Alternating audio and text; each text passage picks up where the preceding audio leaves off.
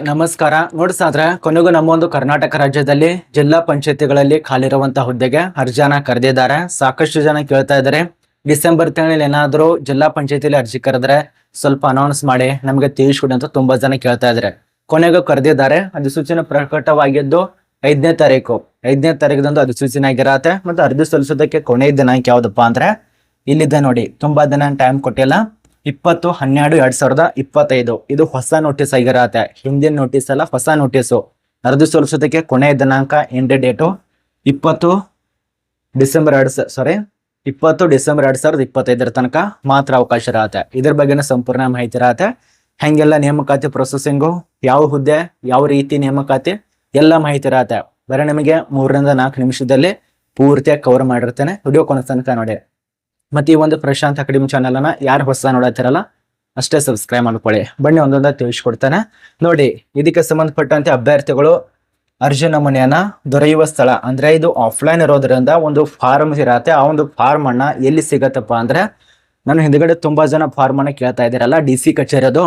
ಆ ಒಂದು DC ಕಚೇರಿ ಅದು ಆಫೀಸಲ್ಲರು ಅಂತ ನೋಟಿಸ್ ಅಲ್ಲಿ ತಿಳಿಸ್ಕೊಟ್ಟಿರ್ತಾರೆ. ಈ ಒಂದು ಜಾಗದಲ್ಲಿ ಫಾರ್ಮ್ ಅನ್ನ ತಗೊಳ್ಳಿ, ಅಲ್ಲೇ ಎಲ್ಲ ಫಾರ್ಮ್ ಅನ್ನ ತುಂಬಿಕೊಳ್ಳಿ, ಅಲ್ಲೇ ಸಬ್ಮಿಟ್ ಮಾಡಿ, ಅಥವಾ ಅಂಚೆ ಕಚೇರಿಯಲ್ಲಿ ಸಬ್ಮಿಟ್ ಮಾಡಿ. ಈ ರೀತಿಯಾಗಿ ಕೊಟ್ಟಿರ್ತಾರೆ. ಅಥವಾ ಒಂದು ಕೊಟ್ಟಿರ್ತಾರೆ, ಒಂದು ಫಾರ್ಮ್ ಇರತ್ತೆ, ಈ ಒಂದು ನೋಟಿಸ್ ದಲ್ಲಿ ಇರತ್ತೆ. ಇವ್ರು ತಿಳಿಸ್ಕೊಟ್ಟಿರೋಂಥ ಮಾಹಿತಿ ಒಟ್ಟಾರೆ ನೋಟಿಸ್ ಆಗಿದ್ದು ಒಂದೇ ಆಗಿರತ್ತೆ.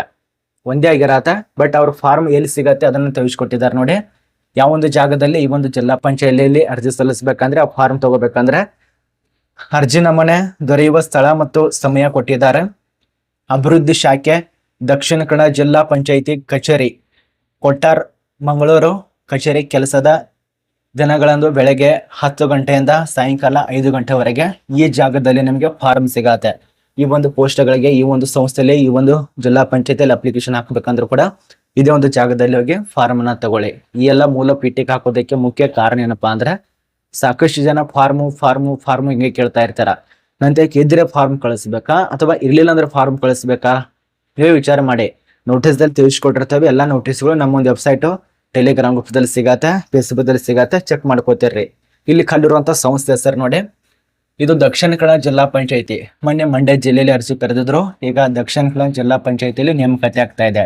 ಇಲ್ಲಿ ಹೊರ ಗುತ್ತಿಗೆ ಆಧಾರದ ಮೇಲೆ ನೋಡಿ, ಹೊರ ಗುತ್ತಿಗೆ ಆಧಾರದ ಮೇಲೆ ಈ ಜಿಲ್ಲಾ ಪಂಚಾಯತಿಯಲ್ಲಿ ಯೋಜನೆ ಅಡಿಯಲ್ಲಿ ಈ ಕೆಳಗಂಡ ಹುದ್ದೆಗಳನ್ನ ನೇಮಕಾತಿ ಮಾಡುತ್ತೇವೆ ಅಂತ ಮಾಹಿತಿಯನ್ನ ತಿಳಿಸ್ಕೊಟ್ಟಿದ್ದಾರೆ. ಕೆಳಕಂಡ ಹುದ್ದೆಗಳು ಯಾವ್ಯಾವ ಅಂತ ನೋಡಿ.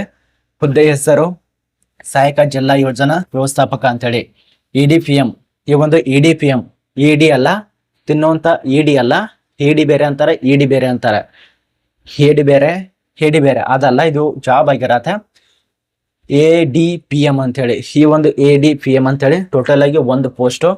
ಕನಿಷ್ಠ ವಿದ್ಯಾರ್ಹತೆ ನೋಡಿ, BA ಆದವರು, CSC ಅಥವಾ ESC, ಅದೇ ರೀತಿಯಾಗಿ MCA BCA ಇದೆಲ್ಲ ಪೂರ್ಣ ಆಗಿರ್ಬೇಕು. ಇನ್ನು ವಯೋಮಿತಿಗಳು 21 ರಿಂದ ಸುಮಾರು 40 ವರ್ಷ ತನಕ ನಿಮಗೆ ಏಜ್ ಲಿಮಿಟ್ ಅನ್ನ ಕೊಟ್ಟಿದ್ದಾರೆ. ಈ ಒಂದು ಏಜ್ ಲಿಮಿಟ್ ಅನ್ನ ಆಗಿರಬೇಕು. ಇರಲಿಲ್ಲ ಅಂದ್ರೂ ಕೂಡ ಒಂದ್ಸರಿ ಲೆಕ್ಕಾಚಾರ ಮಾಡ್ಕೊಳ್ಳಿ. ನಂಗೆ ಇಷ್ಟಿದೆ ಅಷ್ಟಿದೆ ಅಂತ ಹೇಳಿ ನನಗೆ ಕಮೆಂಟ್ ಮಾಡ್ತೀರಾ, ನಾನೇ ನಿಮಗೆ ಹೇಳಬೇಕು? ನೀವು ಹೇಳಿರ್ತೇನಲ್ಲ, ಇಷ್ಟಿದ್ದವರು ಅಪ್ಲಿಕೇಶನ್ ಹಾಕಂದ್ರೆ ಮುಗಿದೋಯ್ತು. ನನಗೆ ಕಮೆಂಟ್ ಮಾಡ್ತಾರ, ಏಜ್ ಲಿಮಿಟ್ ಎಷ್ಟು, ಹೆಂಗೆ ಲೆಕ್ಕಾಚಾರ ಮಾಡೋದು, ಗೊತ್ತೇ ಆಗಲ್ವಾ? ಏನು ಹೇಳಿದ್ ಬಿಡಿ. ನಿಮಗೆ ಅನುಭವ ನೋಡಿ, ಅನುಭವ ಕೂಡ ಇದ್ದವರು ಅಪ್ಲಿಕೇಶನ್ ಹಾಕಬೇಕು. ಕನಿಷ್ಠವಾಗಿ 3 ವರ್ಷ ಸಂಬಂಧಿತ ಕ್ಷೇತ್ರ, ತಾಲೂಕು ಪಂಚಾಯತಿ, ಗ್ರಾಮ ಪಂಚಾಯತಿ, ಸರ್ಕಾರ ಸಂಸ್ಥೆಗಳಲ್ಲಿ ಕೆಲಸ ಮಾಡಿದಂಥ ಅನುಭವ 3 ವರ್ಷ ಇರಬೇಕು. ಇದನ್ನ ಮೈಂಡಿನಲ್ಲಿ ಇಟ್ಟುಕೊಳ್ಳಿ. ಅದೇ ರೀತಿಯಾಗಿ ಅರ್ಜಿ ಸ್ವೀಕರಿಸುವ ದಿನಾಂಕ 5 ರಿಂದ 20ನೇ ತಾರೀಕು ತನಕ ಮಾತ್ರ ಅವಕಾಶ. ಜಿಲ್ಲಾ ಪಂಚಾಯತಿಗಳಲ್ಲಿ ಅಪ್ಲಿಕೇಶನ್ ಹಾಕುವಂತ ವಿಳಾಸನೂ ಅದೇ ಮತ್ತು ಅರ್ಜಿ ಸಿಗುವಂತ ವಿಳಾಸನೂ ಅದೇ. ಇದು ನಿಮಗೆ ಸಂಪೂರ್ಣ ಮಾಹಿತಿ ತಿಳಿದಿದೆ ಅಂತ ಅನ್ಕೋತೇವೆ. ಏನಾದ್ರು ಡೌಟ್ ಇತ್ತಂದ್ರೆ ಇದು ಪಬ್ಲಿಕ್ ಡೊಮೇನ್ ಇರತ್ತೆ. ನಿಮಗೆ ನಂಬರ್ ಕೂಡ ಕೊಟ್ಟಿದ್ದಾರೆ. ಆ ಒಂದು ನಂಬರ್ಗೆ ಕಾಲ್ ಮಾಡ್ಕೊಂಡು ಎಲ್ಲ ಮಾಹಿತಿಯನ್ನು ಪಡ್ಕೊಳ್ಳಿ. ಏನಾದ್ರು ಡೌಟ್ ಇದ್ರೆ ಮಾತ್ರ.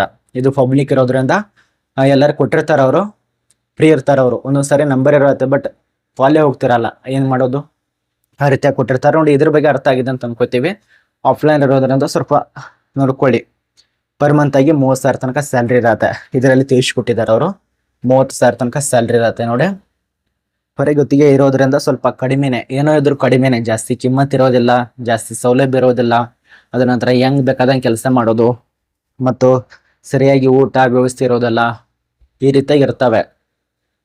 ಸ್ವಲ್ಪ ಸರ್ಕಾರಿ ಜಾಬ್ ಇತ್ತಂದ್ರೆ ಇದು ಸರ್ಕಾರಿ ಬಟ್ ಹೊರ ಗುತ್ತಿಗೆ ಆಧಾರದ ಮೇಲೆ ಯಾವಾಗ ಬೇಕಾದ್ರೂ ತೆಗಿಬಹುದು. ಇದಕ್ಕೆ ಗ್ಯಾರಂಟಿ ಅನ್ನೋದು ಇರೋದಿಲ್ಲ. ಈಗ ಗ್ಯಾರಂಟಿ ಅಂದ್ರೆ ಗೌರ್ಮೆಂಟ್ ಜಾಬ್ 60 ವರ್ಷ 65 ವರ್ಷ ತನಕ ಅದಿರತ್ತೆ. ಇದು ಹೊರ ಗುತ್ತಿಗೆ ಅಂದ್ರೆ 4-5 ವರ್ಷನೋ 5 ವರ್ಷನೋ 1 ವರ್ಷನೋ ಅಥವಾ 8 ತಿಂಗಳು 9 ತಿಂಗಳು ಈ ರೀತಿಯಾಗಿ. ಇದು ನೋಡಿ, ನಿಮ್ಗೆ ಅಪ್ಲಿಕೇಶನ್ ಆಸಕ್ತಿ ಇದ್ದವರು ಅಪ್ಲಿಕೇಶನ್ ಹಾಕ್ಬಹುದು, ಬೇಡ ಅಂದ್ರೆ ಬಿಟ್ಟು ಬಿಡಿ, ಯಾವುದೇ ರೀತಿಯಾಗಿ ತೊಂದರೆ ಇಲ್ಲ.